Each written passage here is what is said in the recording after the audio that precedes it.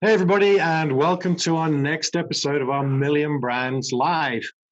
This show, we hope you're going to be really excited. It's going to be a really cool show.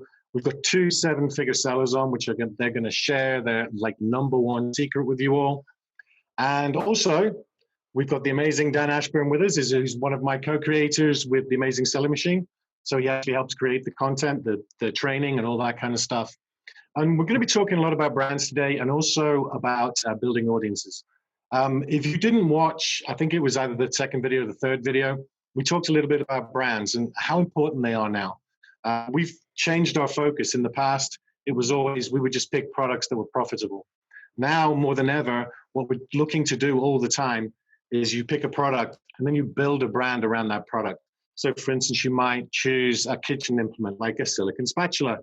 And then you would move forward with that by choosing other kitchen accessories. So you're building out a brand of related products. The importance of that is it gives you so many different benefits and options. First of all, your customers are all going to be, they love your products. They're in the same niche. If you, for instance, have a silicone spatula, a weightlifting glove or gloves, and some other niche, and then someone comes in and buys a spatula, isn't necessarily going to be interested in, sports gloves or, any other product. They might be, but it's a guess. If you have a silicone spatula and then you launch a French coffee press or something like that, they're related. So the chances of them actually wanting to buy that increase, tenfold, even more. So it benefits you because your next product, your existing customers are going to like it. And then also, for instance, further down the road, if someone comes in and sees your second or third product, then they buy that product. They're also going to be very interested in your first products. And basically it's about cross promotion. So you're looking to be able to, sell your products to so you're basically your customer audience. They want all your products and not just one of them. So you're keeping everything in house. And it's so, so important. Like I say, it's a big change. It gives you so many other benefits too. The odds are you're going to be able to use the same supplier. So you're going to be, ordering more and more inventory from one supplier. The more inventory you order, the lower the prices become. I've suddenly got lost. This does happen a lot. The other thing, you can target lower competition products because you're building a brand of products. You're not relying on just one product. You can build that up. So for instance, instead of having one product that makes you $50,000 a month, you can have 5 products that make you $10,000 a month, or even 10 that make you $5,000 a month. And the advantage of that is obviously that you're not putting all your eggs in one basket with one product. But as I say, the benefits of having a brand are endless, and we do cover it in great detail in video too. But one of the things you really, really need with your brand is actually building an audience. And Dan's actually going to walk you through that. He's going to give you some tips on how to do it correctly and quickly. And then we're going to bring on our two guests, who I think you'll find have similar interest in this topic than we do. Yeah, cool. So when it comes to building a brand, guys, you build out a range of products to serve that audience. When you focus on a specific audience and sort of focus on their needs and what their desires are, and then serve those needs and desires with a range of products, it allows you to build a brand online that's very focused. And it's like when you walk into a shop and you speak to one sales representative and they just give you the standard sales script. And then you walk into another shop and they understand exactly who you are, what you need, why you're buying that product, how you're going to intend to use that product, what impact that product's going to have on your life. You connect with that brand a lot better than the generic brand that's trying to sell everything to everyone. So when it comes to sort of creating a brand and releasing a range of products, you can then carry that forward online and use social media platforms like Facebook, Instagram, YouTube, Facebook groups to attract your ideal customer, your target customer, that you can then use to make your life much easier when it comes to selling your products on Amazon in the future. So I'm going to walk through some very basic steps that you can start thinking about to create a brand, create an audience online, I should say, for your brand. And owning your own audience makes launching products easier, getting product reviews easier. You're wondering what product to release next. You've got a whole list of your ideal customers, your target customers, that you can go out to and say, hey, what product should we develop next? And they'll tell you exactly what products you should be releasing. So I'm going to go ahead and share my screen here. There you go. So I'll give it Yep, cool. We're live. So give it about 3 seconds or so for that to sink in, because I know it can take some time usually. Just bring that mouse over. Cool. So as you guys can see on my screen, Anchor actually started out as a brand that leveraged Amazon as a sales channel about 4 or 5 years ago, something like that. 5 years. About 5 years ago. And for those of you aware, Anchor are now everywhere. They're pretty much a household name. They're in loads of major retailers. They don't just sell on Amazon, they're all across social media. They have their own website. But the point here is that they've developed a brand that they started on Amazon and then expanded off. And with that, they then created their social audiences as well. So if we have a look at a basic brand Facebook page, there's multiple elements. You'll have come across these all the time. You'll see them in your news feeds for all the brands that you love. One of my favorite, Lululemon, which is a brand of clothing. I follow these guys on social media. I'm always engaging, taking them up on their flash sale offers, and they're 50% off for a day. I absolutely love the clothing brand. The same with Anchor. They've developed our page here. You can see they've got 370 reviews on the page from their existing customer base, 350,000 or 357,000 likes on the brand page. And as we come down, you can see they're sort of prompting me to have a conversation here. But as we come down here, you can see the type of content they're publishing. Obviously, this is a very commercial page. It's all about Anchor and their products. So this is one way you can take it. But you'll see that throughout their content, it's all very relevant to the target customer they're going after. So they're looking for a tech-savvy, probably millennial, that's probably traveling a lot. They want portable chargers, and you can see all the content's relevant to that. Now let's take that back a step. And maybe you're looking to develop a cycling brand. So let's say it's a very specific subset of cycling. Maybe it's a certain type of road cycling, or you do the Venodrome type stuff. We search for cycling on Facebook. We click on pages, and you'll see tons of topical based pages that have a substantial following. So you've got like I Love Cycling. That's a very generic one. Cycling Tips, which has got 218,000 likes. So if we had a quick look at that and jumped onto there, what we should find is on the page is a constant stream of relevant content that audience is going to resonate with and connect and engage with. And as you develop this engaged audience, you can then direct them and direct that influence as and when you need towards any activity you want. So let's say you've got a product launch coming up. You can use the audience that you own and you've built to say, hey, I'm releasing this cycle pump or this bike pump next week or in next month. Would you like to take part in the launch promotional offer? Everyone that says yes, you make a list of them, and there's a list of people that will go and order your product when you launch that product, which is going to give you velocity on Amazon. It's going to help you get your initial reviews on Amazon, and it's going to move you up the search results, because that's the way that Amazon's algorithm works. So a really good example here is cycling. Away from pages, because pages have got less and less impactful in recent years because of the way that Facebook's algorithm works. When a page posts, it doesn't reach as many people. Another great area to build an audience is Facebook groups. So if again we search cycling and we click groups, you'll see there's groups here that have cycling advice, 31,000 members, and there's over 50 a day in that group. So a really good way, and this is a really good way of sort of researching an audience as well, is to jump into these groups, join these groups and join that conversation. Look at what sort of posts and conversations are being held here, and then maybe consider starting your own group, because again, you sort of cultivate and nurture those relationships with the people in that group, your ideal, your target customers. When it comes to launching products, asking for reviews, getting feedback on what you should release next, you've got your own audience that you can leverage and rely on.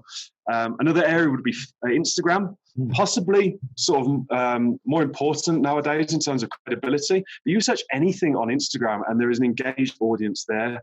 Cats of Instagram, yeah? Have you ever met someone who thinks cats are okay? I haven't. You either love cats or you don't like cats. And there's a tip from me there in a passionate market. But yeah, an Instagram account here, Rich, with 10 million followers, like absolutely crazy. And obviously this is an extreme case, but imagine you started an Instagram account, started posting relevant content, started using the relevant hashtags, and over time start building that audience up that you can leverage. And one thing about all this, like Dan's showing you some big brands and stuff, this is really simple to do. You can build a brand, Facebook brand page in 5 to 10 minutes. It's a really simple process. We teach you how to do that in ASM. The same with an Instagram account. You know, it's literally, you just go and sign up for an Instagram account, put your name in there, pick a title, and boom, you're away. And it's just a simple way of reaching out. You know, we do also, obviously we build a website, But again, it's a really simple website, and you actually find that you're doing that more from a point of view of just making sure you look legitimate. Whereas the actual action where you actually get your customers and your sales outside of Amazon is on places like Instagram and Facebook. Exactly. And our objective with doing this is so that we can drive that influence towards our brand and our objective of launching products, gaining reviews, and getting more product insight. Because as you build your audience, as it grows in size, the launching products in the future becomes way easier because you have your own influence that you can direct however you want to. So I just did a quick search there. This isn't one I come across before. Type cycling again, cycling babe. So it's obviously targeted at female cyclists, 88,000 followers.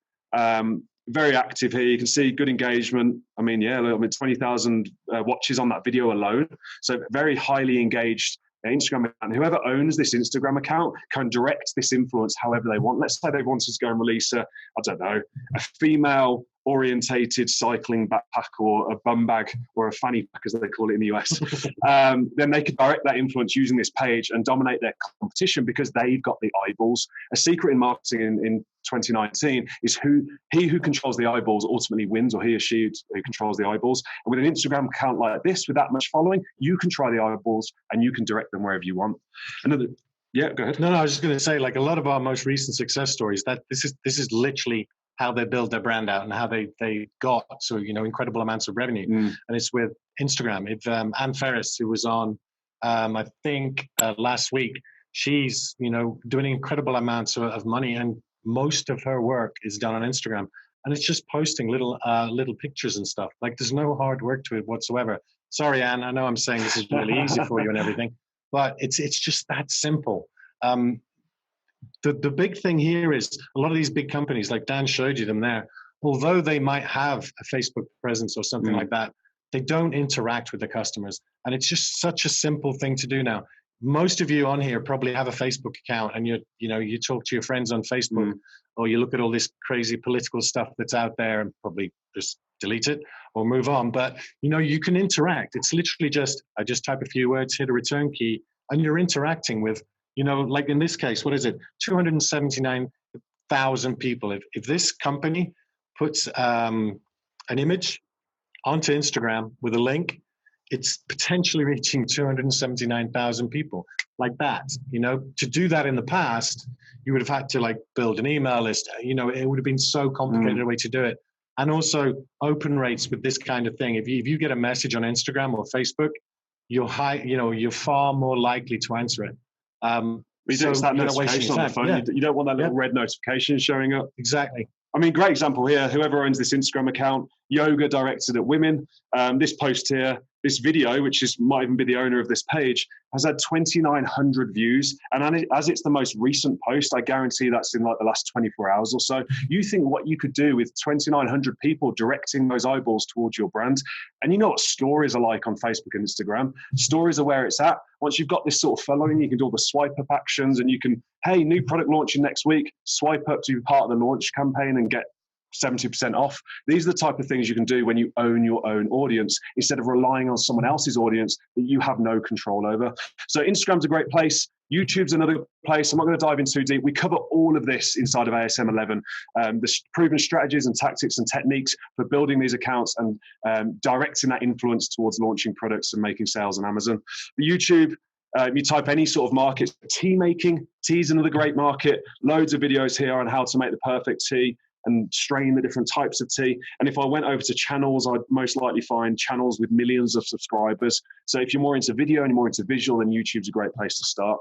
But throughout all of this, we found the most effective way of building an audience that take action and that you can direct in any way you want to launch products, get reviews, generate more sales, cross-sell, get feedback on products, like unlimited opportunities, is a combination of Facebook Messenger and a tool called ManyChat. So Facebook Messenger is incredible. Rich touched on this a little bit earlier. Email, about 10 to 20% of the people that you email actually ever open it, if you're any good at what you do. If you're good. And I mean, you know what it's like. You get thousands of emails a week and you click them all and you click delete or archive.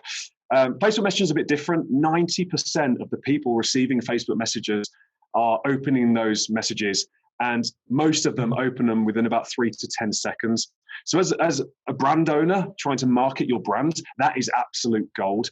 So how do we do this? Well, using a Facebook page, we can put posts out for things like special offers, discounts, launch parties, that sort of stuff that directs those people into Facebook Messenger. But then we need a way of managing those subscribers. And that's what ManyChat does. ManyChat's a tool that allows us to manage those subscribers, send them messages inside of their Facebook Messenger inbox, give them maybe promotional offers or let them know about something that's happening, ask them for feedback on a product. So you can see where this is going. So it's about creating and building an audience and then coming up with a very clear, simple strategy to direct the influence of that audience using a platform like Facebook Messenger. And that's what we recommend. We inside of ASM 11, we go through exactly how to set this up with proven templates, campaign, and this becomes part of our launch strategy for launching products on Amazon. And not only part of our launch strategy, but a very effective way of getting and gaining more product reviews on Amazon. So should we talk about our special guests? Yeah, I think so. I think we can bring them on now. I think we're going to start with ladies first, right? Yeah. So we have Mrs. Michelle Benton joining us here on the call. Hey, Michelle. Hi. There you go. How you doing, Michelle? I'm good, thank you. So I don't want the audience to think we're biased, but obviously you can tell Dan and I are from England. And Michelle, where are you from? England. Yes, so cool. So now, obviously, Dan and I know you. We've met numerous times and whatever. But so for the audience, how long ago did you get started with ASM, firstly? And also, what were you doing before that? Sure. So I was ASM 5. And before that, I was worked in commercial marketing and PR for many years in London. And then I had my first experience with owning a business when I set up I joined a franchise model and I ran that for about 3 years. And then I had my first online experience when we launched our own dress company. So that was my first introduction to online selling. And then I met ASM 5 that really just started me on this incredible journey. And Michelle, on that point, what was it about selling physical products on Amazon with ASM as opposed to doing your dress company? What was the shift for? Yeah, so when I had the dresses, I realized how hard it was to drive traffic to my website. I mean, it was impossible and it was so expensive. So we started to list the dresses on Amazon, and I pretty soon realized that there was more to this game than met the eye. And why am I on page 1000 when other people are on one? How do I learn this stuff? And it was just through a really coincidental conversation that somebody recommended ASM. And I signed up, I joined, I flew to the live conference in Vegas. And then I quickly ditched the clothes and the dresses. I realized there was easier things to sell. And that's where it all started. And I've enjoyed success after that. So hopefully, back then you bought that person a drink since then, the one who introduced you to ASM? Yeah, I've bought him a few. Cool. I mean, like going back to ASM 5, we certainly didn't have training about Facebook Messenger. It didn't exist then, I don't think either. But we didn't really touch on Facebook or any of the other social platforms. So how did you get in, how did you start learning about that? Yeah, and I think that's the thing, the industry moves so quickly. So whether you're ASM 5, ASM 9, ASM 11, you don't have to worry about coming in too late because it's always something new and the game's changed. So everyone's constantly new and changing with it. When I started with ASM 5, you're absolutely right. You taught much more about finding a product, looking at the keyword, find a product and just get it live on there. And that's what I did for about 18 months. I really learned my craft. I was sourcing really random products, but products that had high demand, that were really competitive. They weren't my forever products, but I learned a lot with them. And it was probably about 18 months after I decided that it wasn't really working for me. I come from a marketing and PR background, and I really didn't enjoy selling stuff from China. I just couldn't get passionate about it. I didn't love it. So I decided to stop, and I decided to go back to what I knew and what I wanted to create. And that was my own brand, which was where I started with the dresses. And that's when I kind of sold out of all of my current listings. I even cut off some profitable ASINs because it just wasn't where I was going. And I quite organically, I came across some products that fitted in nice to a niche. They started to develop their own audience. And the brand really just grew and grew from there. And I defined more who my avatar was, who my customer was, what my color palette was, what my messaging was, what my voice was. And it's just grown and it's become easier and easier. And you were going back to all of the things that's easier once you have a brand. But for me, the most important part was my clarity in my head. I wasn't thinking of 500 different products and 500 different people and 300 different suppliers. I was just thinking of one brand, one audience, and all of the products fit nicely within that. And it was, for me, it was that the quieting down of my own head that really enabled me to just, scale this business to where it is. So, Michelle, the title of this live and this today's live session with $1 Million Brands is the one thing that two multi-seven-figure sellers share in common. And we've probably let the cat out of the bag here. That one thing is audience, building and creating and owning your own audience that you can directly influence of any way you want. So can you just talk to the point of sort of when you realized the importance of building an audience and owning your own sort of subscriber list that you could direct? You came across that. And then I know that you were sort of one of the first sellers in my world, anywhere that I know of, that really mastered this for the Amazon business and the Amazon brands. And just talk a little bit about that point in the journey and sort of the realization that you had with that. Yeah. So when we started doing some social media on Facebook, and by no means am I a social media expert, and I've never heard of ManyChat before, so I'm not techie in that way at all. But we just started getting a lot of engagement on our Facebook, a lot of messaging coming to and fro. People were hungry for our products. They wanted to know what we were doing next. And it just, like you say, it grew organically. And then through that engagement, and I just knew that we were onto something here. We had an audience that was hungry for what we were giving them. And again, it was somebody in the industry that mentioned the word ManyChat to me. Never heard of it. Decided to go back to the office, lock myself away for a couple of weeks, and found out what incredible tool this was. And all the while, we've been manually messaging everybody on our Facebook page and on Messenger. And suddenly it was like, oh, we don't have to do this. ManyChat will do this for us. So that's when, again, it was new to me, but I took the time, I learned it, I mastered it. And it's been an invaluable tool for scaling up the audience. And what would you say before we get on to sort of maybe sharing a tip or two for the audience watching, what would you say the biggest impact of sort of focusing on creating your own audience has been on your brand and on your business? Yeah, well, you have the resource at your fingertips. So if Amazon changes the rules, or, if you've, anything, you've got an audience you can reach out to. It could be as simple as, hey guys, what do you call this? What would you type into, Amazon if you were going to buy this? Because sometimes you just don't know what that is. Yeah. You could ask them, you could put two designs in front of them and ask them to choose which color they'd go for. Again, obviously with the promotions, the ranking, you could do, your own promotion codes to launch a product, anything like that. But the real bonus is just that you've got them at your fingertips. So if you need to achieve an objective, your audience can help you to do that. Yeah, I mean, I think one of the, we are going to obviously ask you for some tips, but I think that was a key tip there where you're saying, you put something in front of them and ask their opinion. Like just asking your audience's opinion is it makes them feel part of your brand. And once you've got them in that position, they're going to be raving fans forever. Yeah, they love it.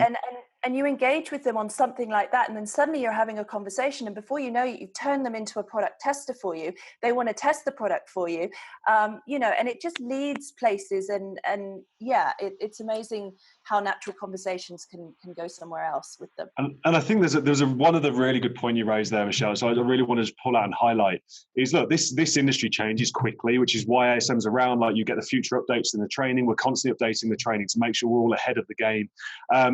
But with that change, those that don't take this seriously and invest in building their own audience, and like I say, in the ASM 11, we go through step-by-step proven strategies for doing that.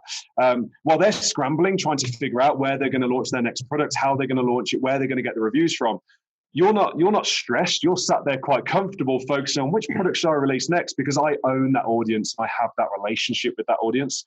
And I think that's a good point as well, is having that relationship. So Michelle, just sort of before we move on to the tips piece, where are you at now in the level of business you're at? Sure. Well, we're comfortably at 7 figures. We're hoping to achieve the 8 figures at the end of Q4. Wow. And looking to scale the brand, exit the brand, and possibly look to do another one. Amazing. So hang on. So no, I don't want to miss that right there. So basically you're saying moving forward, like you might hit 8 figures, but you think you might go on and sell the brand and then start another one. So basically what you're saying is you love doing this. Well, it depends what day you ask me. If I've had 5 hours, then I'm never doing this again. But if you ask me on a good day when I'm sitting back and watching the sales roll in, then yeah, I might do it again. Awesome. Yes, I mean, like obviously, like our audience are with us. There's a couple of things I want to ask you, but first of all, obviously the tips side of thing. I mean, if someone's just getting started with this, let's say they're in ASM, they've found their product, they've launched their product, they've started to build their brand a little bit. Like, what tips would you give them in terms of like building an audience? Yeah, so really stay true to your brand. What brands do you love? They're not going to sell you, for example, a pair of slippers one day and then sell you an accessory for your car the next day. Stay true to your brand. Think about the SKUs that you can add that service that customer. So it's customer before product. Yes, you have to back up the product with keyword research and make sure that there is a demand on the keyword. But if you know that your customer is going to like that product, then put it in front of them and they will. So stay true to your brand, but back it up with keyword research, because at the end of the day, we are on Amazon and there has to be that demand and you have to be able to rank for a keyword. Just keep an eye on brands that you love, look around you, how are they talking to you, what colors are they using, what images, what other products are they adding, and you can literally copy that, develop your own style and just bring it onto Amazon. And in terms of platform, Michelle, if you were to, because most people are starting out on their own, they're trying to build this business around a 9-to-5 job while they start out.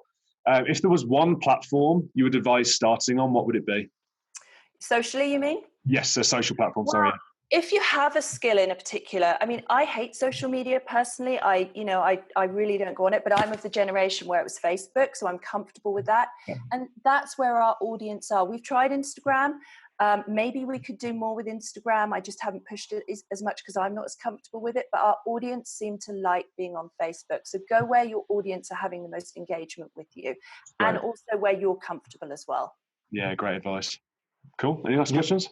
Yeah, I mean, I guess to come back all the way to ASM, first of all, I apologize. The training wasn't better for ASM 5. Well, that's me. Well, that's true. It certainly is now. I mean, obviously, it's an explosion, social media. I mean, not just people using it, but obviously how it's being used now, especially for businesses and everything. But to go back to ASM itself, obviously we've got people on this call, we're in the middle of a launch now. If someone was like on the fence trying to decide should they or shouldn't you, what kind of advice would you give them? I would say be realistic. This ASM is a really, really solid grounding. Everyone needs that good, solid start. Where you take it is up to you. There are no strings attached. You're not on, you're not tied to it. You can take it where you want, but it's a really solid training ground. But I would be realistic. This isn't, just invest £500 and you're going to be rich overnight. It's hard work. It takes focus. It takes dedication. But in your gut, if this is something you want to do and you just need to have the right training to get started, then absolutely, I would say go for it. Yeah, believe in yourself. Trust in yourself. 100%. Yeah. Well, Michelle, thank you so much for taking the time out. I know it must be 9:30, 10 o'clock, something like that. Yeah, something like that. So that's your bedtime, Michelle, yeah? Well, I'm off to China tomorrow, so I'm trying to stay awake late tonight so I can actually sleep when I get there. So it doesn't matter. I'll see you in China next week, right? Yeah. Yeah, we will. Awesome. Well, unfortunately, I can't go to China, but if I don't see you before that, maybe we can organize a meetup in London or something, because it's always great hanging out with you. Thank you so much, Michelle. No problem. Bye. Cool. Bye. So our next special guest, Brendan Pettit. No. Pettit. Pettit. There you go. Cool. Brendan, I tried. I've tried, dude. It was a good try. It was a good try, wasn't it? We'll get there. Pettit as a dog. Pettit. Yeah, cool. Pettit. Welcome, Brendan. Thank you for taking the time, buddy, to join us on the show. Thanks for having me. Good to be here. So, should we start with backstory? Yep. Brendan, how long have you been selling? When did you join ASM? And where are you at now? Let's start there. Yeah, so been selling since 2014. Joined ASM 2, actually, so the early days, the Wild West days. And right now we're in the comfortable 7 figures as well. and yeah, trying to scale up. And what did you do before? I suppose we want to know. What did you do before before joining ASM and starting your brand and selling on Amazon? Yeah, so I was in corporate America. I worked for a popular toilet paper company, so very glamorous business, right? But hated corporate, and so cashed out the 401k and went out on my own. I have a background in graphic design as well, so I was able to do some freelance as I started my business early on. So that was good. So you decided you'd had enough of the corporate world and you quit, and then you found ASM, or did ASM inspire you to quit? Yeah. So I had, similar to Michelle, I had a friend who introduced me to it, and I purchased the course with a business partner of mine, a couple business partners at the time. And we just got excited about a new opportunity. I had dabbled in, similar to Michelle, I dabbled in doing some e-commerce stuff. I tried selling furniture and other saturated markets, couldn't quite get traction. And this just seemed like a good foundational educational system for me. So we dove in. I want to touch on that specific point there, because I know there'll be a lot of people watching this call, Brendan, that maybe are going through some emotions, battling back and forth in their head, whether they believe they can do this. It's obviously stepping outside your comfort zone. And I found in my own journey that success lies outside of your comfort zone. But what was going through your head when you sort of made that commitment to being successful, to starting a brand and sort of leaving the corporate world into the unknown world of entrepreneurship? It was scary. But I think it goes back to where you guys left off with Michelle. I mean, you got to believe in yourself. I really think it comes down to understanding what you were built for, believing in yourself and taking the leap. I mean, obviously it was a little bit calculated in that, I had some money that I could invest, and I made sure that I made smart moves in the process and had some plans to make money outside of it with graphic design. But so you do need to be practical, similar to what Michelle said, but at the same time, at some point, you're going to have to take some risk in starting a business. So absolutely. Absolutely. So let's bring it back to the point around social media and building an audience. When did you realize the power of sort of developing a brand, building a brand, and then creating an audience that you could leverage for that brand? So when did you have that realization, and how did that show up for you? Yeah, I mean, I'm going to be talking about Instagram, and I was an avid Instagram user, especially in the early days and things like that. I saw brands just blowing up on there, and I also realized how I used it as a consumer. So getting started with ASM, starting a product, wanting to eventually start a brand, not just wanting to start generic products. I sort of had that mindset from the get. So I really was focused on, okay, well, if I'm going to start a brand, I probably should be on something like Instagram or Facebook to get that message out and get my brand presence out there. So that's what really drove me to get on Instagram, start engaging, start sort of getting my brand presence figured out, and hit the road and hit the ground running. I mean, that's really interesting, because thinking back to when you started and everything, how long ago that was, you must have been, one of the few people at that time on Instagram actually using it to build your brand, to help you make sales and stuff like that. So that's quite impressive that you were ahead of the curve like that. But what is it specifically about it now? Because obviously now it's a lot more saturated well, not saturated, but there's a lot more people doing this. Like, what is it about it now that actually, appeals to you so much? I definitely think once you get an audience, similar to what you guys were saying, I think to be able to bounce ideas and new products that you're coming out with, color variations, anything like that off of your audience is crucial. I think it's huge in launching a product, because you can really get an assessment of what people are looking for in your niche. And it just allows you to engage with your audience as well. I mean, there's a ton of influencers, not all influencers are created equal, meaning like the influencer game on Instagram has become saturated as well, but there are still really good people that just want to collaborate with brands to get their content out there, to add value, to do things like that. So it's just trying to engage with those people, find those right people that fit with your brand and your message, and trying to add value to them, and then sort of working out a collaboration sort of relationship with them to help, get the message out to everybody. And on that point, Brendan, sort of, how does that show up tangibly? So let's say I just started a cycling brand. I may be serving female cyclists specifically. What would your advice be on how to sort of get started on Instagram and sort of maybe start posting relevant content, the relevant hashtags? How would you reach out to these influencers, find them in the first place? Where does someone get started with that? Yeah, I'd say from a macro, I mean, it really comes down to a credibility play. I think a lot of people, especially the way I like to consume things, I like to understand who the brand is. And like, I might go to Instagram first, similar to the way people Google search something or do things like that. You kind of find out what the brand's about before you invest your time and money into them. I think right now, the way I would use it, I mean, I guess you definitely want to be relevant on the hashtags and things like that, but there are so many tactical numbers type things. It's really about the connection points and you getting into the DMs with people, finding people that are posting relevant content. There are a ton of people on Instagram that specifically post tutorials, they post relevant stories, they post a lot of relevant content around the marketplace that you're trying to serve. So you're looking for those people that are posting relevant content, and then you're also collaborating, saying, hey, like I have this product that also fits that need that you're serving with your content. Let's do some work together and go out from there. And I guess going back to your point about how to connect with them is I would use the direct message. You know, you find somebody, you reach out to them, say, hey, I'm a brand. I feel like we'd be a good fit because you serve the market in this way and I serve the market in this way. And then start a conversation, as easy as that. Yeah. So basically what you're saying, like you're not just going onto Instagram, posting your own stuff and hoping people come and look. You're actually actively looking for influencers. And for those who don't know, influencers, it just means they've got a big following, whether it's on Instagram, Facebook, wherever it is.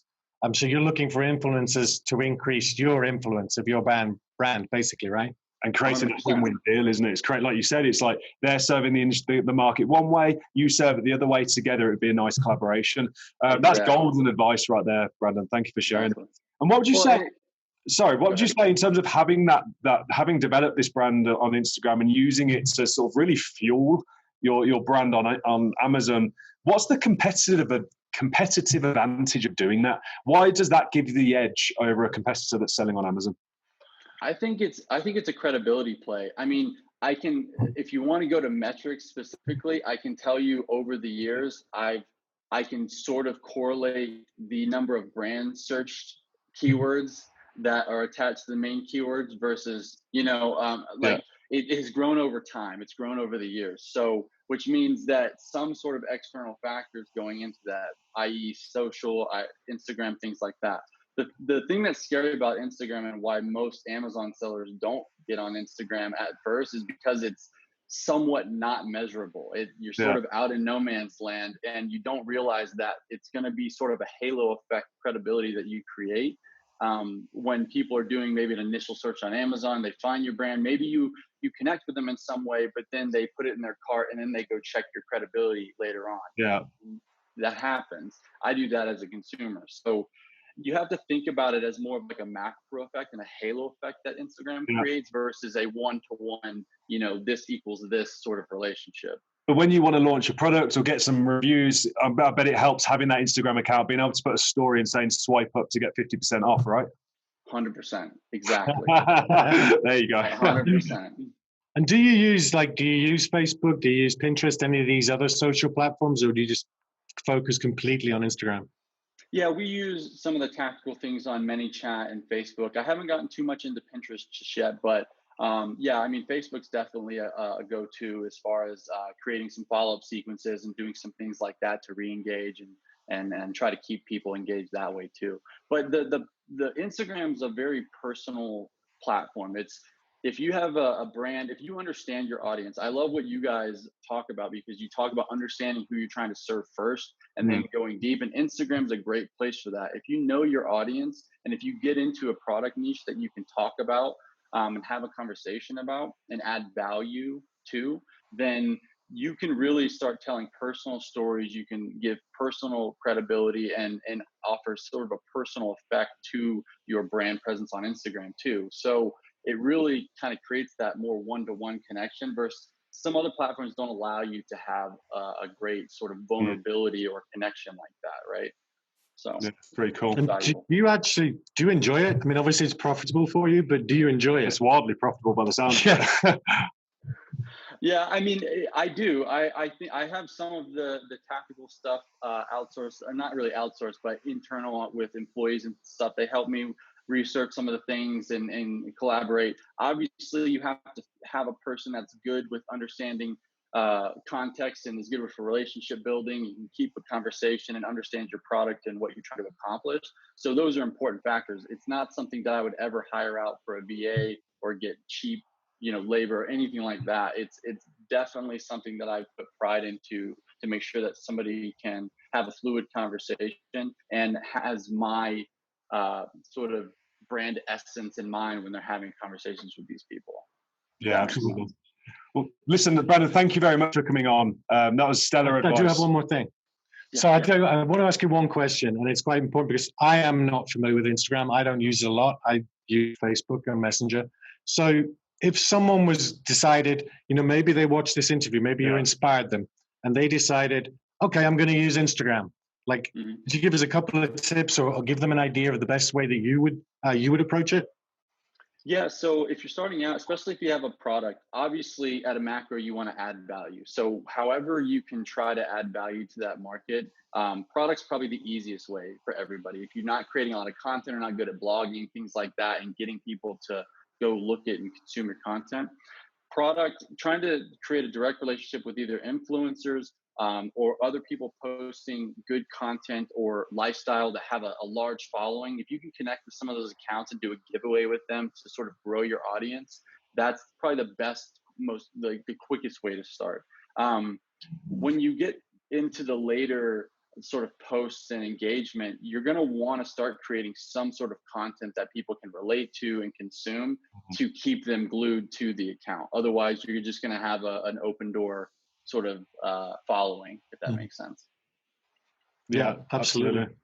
So yeah, listen, Brandon, thank you for coming on. Great, always great to have you on. Again, we're going to see each other in China next week, so I'm looking forward to that. Thanks for sharing your experience and your advice to everyone viewing at home. So if you are viewing at home, guys, you obviously see there's one thing in common between these two: multi-7, almost 8-figure seller. Did you hear that? Almost 8-figure seller. And that thing is they invested in developing a brand that served an audience. If you have passion for that audience and you understand that audience and you can confidently talk about that audience, there was a piece of advice there from Brandon that was really key. You can have a conversation about that audience. Then it just creates so much more depth in your brand. It gives you such more of a competitive advantage because you're not solely reliant on Amazon as a platform. And if something changes or maybe gets a bit more competitive, you have your own influence that you can direct. You want to keep it relevant, you want to aim to collaborate, and you're looking to sort of build an engaged audience that you can then direct. And this is all stuff that we cover inside of ASM 11. We break it down into step-by-step strategies, stuff that we're running in our own businesses, we're testing across all the accounts and all the brands I'm involved in, and how we launch products, get reviews, and sort of stay ahead of the competition using audiences within our brands. And that's all covered in ASM 11. But Rich, where should they go if they haven't watched it? I mean, we're doing the series. You can watch it. We're doing it every day, every weekday at 3 p.m. Central. Gotta keep remembering which much. We're both English. We don't really know much. 3 p.m. Central. Yeah. And, we've got this series. Dan mentioned ASM 11, but we've got a free series of training. It's 4 videos. It goes into every aspect of, this business, from finding a product to finding a supplier, to launching your product. And you can get all this for free. All you've got to do is go to double check this, is go to AmazingLiveNow.com/free. And if you go to AmazingLiveNow.com, you'll also see a list of all the calls we're doing. We've got one tomorrow, which you definitely should watch. We've got an incredible guy coming on. He's an ASM seller who actually, I'm not going to ruin it, but he did something pretty incredible just recently. And then next week, we'll have another 5 every weekday that you can go and watch. So please, whatever you do, try and find the time. Go to AmazingLiveNow.com/free.